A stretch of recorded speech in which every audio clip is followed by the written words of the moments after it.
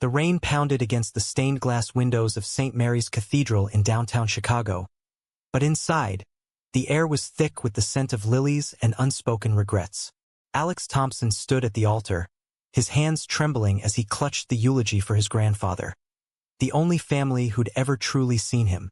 At 28, he'd built a life from the ashes of abandonment. But today, as the casket gleamed under the soft lights, he spotted them. His parents, slipping into the back pew like ghosts from a nightmare he thought he'd buried. Alex's mind flashed back to that fateful night 10 years ago, when he was just 18. He'd come out to his parents over dinner in their suburban home in Naperville, his voice steady despite the knot in his stomach. "I'm gay," he'd said, hoping for understanding. But his father's face had twisted into rage, and his mother had wept as if he'd died right there at the table. By morning, they had packed his bags and driven him to his grandfather's doorstep, declaring him no longer their son. Grandpa Henry, a retired engineer with a gruff exterior but a heart of gold, had welcomed him without question, becoming the father figure Alex desperately needed. Under Henry's roof, Alex flourished. He pursued a degree in social work at Northwestern University, driven by a passion to help others who'd faced rejection. It was there he met Jordan, a fellow student with piercing blue eyes and a laugh that could light up the darkest room. Their friendship blossomed into something deeper during late-night study sessions, where conversations about dreams turned into stolen kisses. Jordan, openly gay and from a supportive family, showed Alex what love without conditions felt like.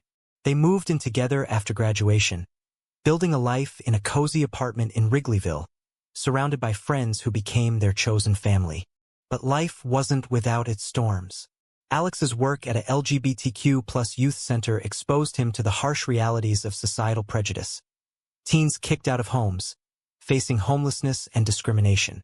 It mirrored his own pain, fueling his determination. Henry, ever the pillar, supported Alex's endeavors, even donating to the center anonymously. As Henry's health declined with age, Alex and Jordan cared for him, turning his house into a hub of warmth and laughter. Henry adored Jordan, often joking that he'd finally gained a grandson-in-law. One evening, as Henry lay in his hospital bed, battling the final stages of cancer, he pulled Alex close. "I've updated my will, son. Everything, the house, the investments, all $10 million. It's yours. You've earned it by being you." Alex protested, but Henry insisted, his eyes twinkling. "Use it to make the world better for kids like you were." The words lingered after Henry's passing 2 weeks later, a beacon amid the grief. Planning the funeral was a blur, but Alex ensured it reflected Henry's spirit. Simple, dignified, with stories of his inventions and kindness. Jordan stood by his side, holding his hand through the arrangements. Yet, as mourners filed in, Alex's heart skipped when he saw his parents. His father, Robert, now grayer and stooped, avoided eye contact. His mother, Elaine, dabbed at her eyes with a tissue, but Alex sensed no genuine sorrow. Why were they here after a decade of silence? The service began, the priest's voice echoing tales of Henry's life. Alex delivered the eulogy, his voice cracking as he spoke of the man who'd rebuilt him. "Grandpa taught me that family isn't blood, it's love," he said, glancing at Jordan, who nodded encouragingly. As the congregation sang hymns, Alex noticed Robert whispering urgently to Elaine. A chill ran down his spine. Something felt off. After the burial at Oak Woods Cemetery, friends gathered at Henry's house for a reception. Alex mingled, sharing laughs and tears, but his parents lingered like shadows. Finally, Robert approached, his face a mask of false remorse. "Alex, we need to talk. About the will." Alex's stomach dropped. Jordan, sensing tension, placed a hand on his shoulder. "Not now, Dad," Alex replied, but Robert pressed on. "We're family. We have rights." The words ignited a spark of anger in Alex. He'd been disowned, yet now they claimed kinship? As the evening wore on, whispers spread. A cousin mentioned overhearing Robert discussing legal challenges. Alex confided in Jordan that night, lying in bed, their fingers intertwined. They abandoned me for being gay, and now they want Grandpa's money? It's like I never mattered. Jordan pulled him close. You matter to me. We'll fight this. But doubt crept in. Could blood ties unravel everything he'd built? The next day, a lawyer's letter arrived, contesting the will on grounds of undue influence. Alex stared at it in disbelief. His parents argued Henry was manipulated, ignoring the years Alex had cared for him. The battle lines were drawn, pitting past wounds against present greed. Alex wondered if forgiveness was possible, or if some betrayals cut too deep. The courtroom in the Cook County Circuit Court buzzed with tension, the wooden benches creaking under the weight of spectators. Alex sat rigidly beside his lawyer, Ms. Ramirez, a sharp-witted advocate for LGBTQ+ rights who'd taken his case pro bono. Across the aisle, his parents' attorney painted a picture of a wayward son who'd alienated his family, implying Alex had coerced Henry for the inheritance. Jordan squeezed Alex's hand under the table, a silent anchor in the storm. The hearing dragged on for weeks, each day unearthing painful memories. Robert testified first, his voice steady as he recounted the night Alex came out. We were shocked. We thought it was a phase, but he refused help. We sent him to his grandfather to straighten out. The judge raised an eyebrow, but Robert continued. Henry was old, vulnerable. Alex took advantage. Alex's blood boiled. Abandonment reframed as tough love? Elaine's turn was worse. Tearfully, she claimed regret. We loved him, but his lifestyle, it broke us. Now, seeing him with that man, she gestured vaguely toward Jordan. It's clear he's not fit to handle such wealth. Murmurs rippled through the courtroom. Alex felt exposed, his relationship dissected like a flaw. Ms. Ramirez objected, arguing relevance, but the damage lingered. Alex took the stand next, his heart pounding. They threw me out because I'm gay, he said plainly. Grandpa Henry accepted me. He wasn't manipulated. He chose me because he saw my worth. He spoke of late nights caring for Henry, of shared stories and laughter. Jordan's testimony followed, detailing their stable life and Alex's dedication. Alex is the most compassionate person I know, Jordan said, his voice firm. This inheritance is his rightful legacy. Outside the court, media swarmed. Local news dubbed it the gay inheritance battle, sparking debates on family, sexuality, and greed. Supporters rallied for Alex, waving rainbow flags, while conservative voices sided with his parents, citing traditional values. Social media exploded, hashtags like Justice for Alex trended, but so did vitriol, accusing him of entitlement. Alex and Jordan navigated the scrutiny, their bond tested but unbreakable. One evening, after a grueling day, they walked along Lake Michigan's shore. Waves crashed rhythmically, mirroring Alex's turmoil. Do you ever regret being with me? All this drama, Alex asked. Jordan stopped, cupping Alex's face. Never. You're my home.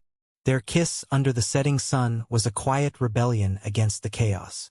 But twists emerged. Discovery revealed Robert's business failures, debts piling up, a failing real estate firm. The inheritance wasn't about family. It was desperation. Ms. Ramirez exposed this, showing emails where Robert referred to Henry as the old man's fortune. The judge seemed swayed, but then Elaine dropped a bombshell. A supposed letter from Henry, predating the final will, leaving everything to them. Alex's world tilted. Was it forged? Investigations ensued, delaying proceedings. He confided in a support group at the youth center, where teens shared similar stories of rejection. Fight for us, one boy said, inspiring Alex to push forward. Jordan suggested therapy, and together they attended sessions, unpacking layers of hurt. As the case intensified, old friends from high school testified for Alex, recounting his parents' homophobia. A neighbor recalled overhearing arguments about fixing Alex. The evidence mounted, but so did the emotional toll. Alex lost sleep, haunted by what-ifs. What if he lost? Would it validate his parents' rejection? Finally, a breakthrough, forensic analysis proved the letter fake. Robert admitted under pressure it was a desperate ploy. The courtroom gasped. Elaine broke down, sobbing apologies. But Alex felt hollow. Victory loomed, but at what cost? The judge adjourned, promising a ruling soon. Alex and Jordan left hand in hand, the weight of societal judgment heavy, yet their love a shield. The judge's gavel echoed like a final heartbeat, sealing the fate of Henry's legacy. "The will stands," she declared, citing clear evidence of Alex's rightful claim and the plaintiff's deceit. Cheers erupted from supporters, but Alex sat numb, watching his parents slump in defeat. Robert's face reddened with fury, while Elaine avoided his gaze, tears streaming. It was over, or so it seemed. In the aftermath, Alex inherited everything: the sprawling house in Evanston, stocks, and the $10 million trust. He and Jordan moved in, transforming it into a haven. They hosted gatherings for the youth center, turning pain into purpose. Alex established a scholarship fund for LGBTQ+ kids, honoring Henry's wish. Life bloomed. Jordan proposed on the anniversary of their first date, a simple ring under the backyard oak tree where Henry once read stories. "Yes," Alex whispered, their future bright. But shadows lingered. Elaine reached out via email, begging forgiveness. "We were wrong. Society pressured us, church, friends. Can we talk?" Alex hesitated, showing Jordan. "What if it's another ploy?" Jordan asked. They debated late into the night, weighing redemption against betrayal. Alex replied cautiously, agreeing to coffee at a neutral spot. The meeting at a quiet diner in the Loop was tense. Elaine arrived alone, looking frail. "Your father. He's stubborn. But I miss my son." She spoke of regrets, therapy she'd started, eyes opened by the trial's publicity. Alex listened, emotions swirling. Anger, pity, longing for the mother he'd lost. "You hurt me deeply," he said. "Being gay isn't a choice, but abandoning me was." Elaine nodded, promising change. No hugs, but a tentative bridge. Robert, however, doubled down. He gave interviews to conservative outlets, claiming the system favored deviant lifestyles over traditional families. Protests formed outside Alex's work, signs reading, "Protect family values." The youth center faced backlash, funding threats, vandalism. Alex rallied the community, speaking at rallies. "Love isn't a threat. Hate is," he declared to crowds. Jordan stood beside him, their relationship a symbol of resilience. Personal conflicts arose too. Jordan's family, always supportive, questioned Alex's outreach to Elaine. "She doesn't deserve it," his mother-in-law said over dinner. Alex defended. "Forgiveness is for me, not her." Tensions simmered, testing their bond. One night, after a heated argument, Jordan confessed fears. "What if they pull you back into that toxicity?" Alex reassured him, "You're my family now." Society's divides deepened the drama. A viral video of Robert's rant sparked counter-movements. Alex appeared on podcasts, sharing his story to humanize the struggle. Friendships strained. Some distanced themselves from the controversy, while others drew closer. At the center, Alex mentored a teen named Miguel, abandoned like him. "You're not alone," Alex told him, echoing Henry's words. As months passed, Elaine visited sporadically, building fragile trust. She met Jordan, awkward at first, but genuine curiosity emerged. "He's good for you," she admitted. Robert refused reconciliation, filing appeals that dragged on, costing Alex legal fees. The inheritance dwindled slightly, but Alex prioritized impact over wealth. Highs and lows intertwined. Jordan and Alex married in a small ceremony at the lakefront, surrounded by chosen family. Vows exchanged under a rainbow sky felt like triumph. Yet, news of Robert's health scare, a heart attack, complicated joy. Elaine pleaded for Alex's help. "He's your father." Alex grappled. Duty versus self-preservation? He visited the hospital, standing at the bedside. Robert's eyes widened. "Why are you here?" "Because Grandpa taught me compassion," Alex replied. No resolution, but a crack in the armor. The story's threads wove tighter, conflicts escalating toward an uncertain peak. Alex pondered if blood could redeem itself, or if chosen love was the true inheritance. Years blurred into a tapestry of growth and strife, with Alex's life a battlefield of personal and societal wars. The appeals exhausted, Robert's final bid failed, leaving him bitter and isolated. Elaine divorced him, citing irreconcilable differences, and moved closer to Chicago, seeking redemption through volunteer work at the youth center. Alex watched her transformation warily, but glimpses of the mother he remembered surfaced. Baking cookies for events, listening to teen stories without judgment. Jordan and Alex's marriage thrived, but external pressures mounted. A national debate on inheritance laws spotlighted their case, with politicians using it to push agendas.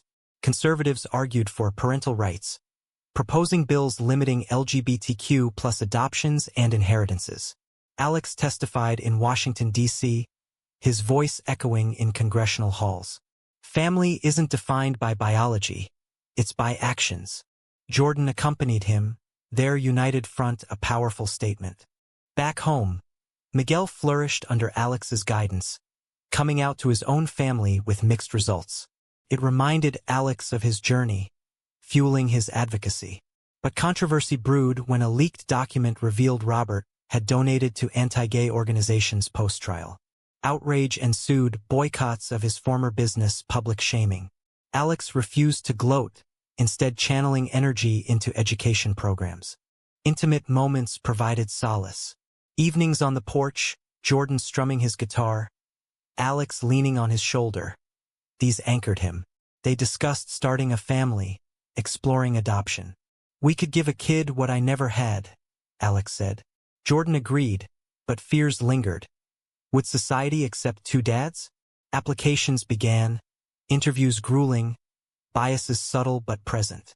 Elaine's involvement deepened conflicts. She bonded with Jordan over shared interests, like gardening, but old wounds festered. During a family dinner, Alex's attempt at normalcy, Elaine slipped, referring to their marriage as alternative. Tension exploded. "It's just marriage, Mom," Alex snapped. Apologies followed, but trust frayed. Jordan confided later, "I'm proud of you for trying, but protect your heart." Broader clashes erupted. A hate group targeted the youth center, protesting with signs decrying indoctrination. Alex confronted them peacefully, cameras rolling. "These kids need love, not hate." The standoff went viral, garnering support from celebrities and allies. Donations surged, expanding the center. Yet, threats arrived. An anonymous letter warning Alex to watch his back. Police investigated, but fear crept in. Jordan insisted on security, their home fortified. Amid turmoil, joy sparked. They adopted a baby boy, Liam, from a young mother seeking a loving home. The nursery in Henry's old room symbolized renewal. Elaine held her grandson tearfully, vowing to be better. Robert, informed indirectly, sent a curt card. "Congratulations." Was it progress? Alex wondered. But drama peaked when Robert suffered another health crisis, this time terminal. Elaine begged Alex to visit. In the sterile hospital room, Robert lay weak, his bravado gone. "I was wrong," he whispered hoarsely. "Fear ruled me." Alex listened, emotions clashing. Forgiveness tempting, resentment strong. "You stole my childhood," Alex said. Robert nodded. "Don't let it steal your future." He passed days later, leaving a small inheritance to Alex, with a note, "Make it right." The funeral was sparse, contrast stark to Henry's. Alex attended, Jordan by his side, closure bittersweet. Society's gaze intensified, articles questioning if homophobia could be unlearned. Alex reflected on choices. His parents' abandonment, his resilience, love's triumph. With Robert's passing, a chapter closed, but echoes reverberated through Alex's world. He used the modest inheritance to fund anti-hate initiatives, turning personal loss into communal gain. The youth center grew into a network, branches across Illinois helping hundreds. Alex and Jordan raised Liam with stories of Grandpa Henry, emphasizing acceptance. Family dinners included Elaine, her presence a healed scar, imperfect, but present. Their marriage evolved, navigating parenthood's joys and trials. Liam's first steps, words, questions about two daddies prompted honest talks. Society shifted slowly, laws passed protecting LGBTQ+ families, inspired partly by Alex's advocacy. He authored a book, Chosen Bonds, chronicling his journey, sparking dialogues nationwide. Jordan, now a teacher, incorporated inclusivity in curricula, their impact rippling. Yet, conflicts persisted. A backlash wave from political shifts threatened progress. Bills restricting gay rights resurfaced. Alex lobbied tirelessly, Jordan supporting from home with Liam. Friends rallied, but exhaustion set in. One night, after a rally, Alex collapsed into Jordan's arms. Is it worth it? Jordan held him. For Liam's future? Yes. Miguel, now an adult, became a counselor at the center, closing the circle. He shared his success with Alex. You saved me. Moments like these reaffirmed purpose. Elaine, fully integrated, babysat Liam, sharing tales of Alex's childhood. Happy ones, before the rift. Reconciliation wasn't erasure, but growth. As years advanced, Alex looked back. Abandonment's pain forged strength. Love's choice built legacy. The 10 million, wisely invested, sustained dreams. Jordan and he celebrated anniversaries with quiet trips, reaffirming vows. Liam grew curious about his grandparents' story, prompting age-appropriate truths. People change, Alex taught. Society's debates raged on, online forums dissected the ethics of forgiveness in the face of bigotry. Alex's story fueled essays, podcasts, even a documentary. He remained grounded, focusing on family. In quiet reflection, Alex pondered the core. Was blood obligation or earned? His life answered through actions, choosing love over hate, forgiveness over grudge. Yet, questions lingered, inviting scrutiny. Was it right for Alex to forgive his parents after their betrayal, or should societal rejection face permanent consequences?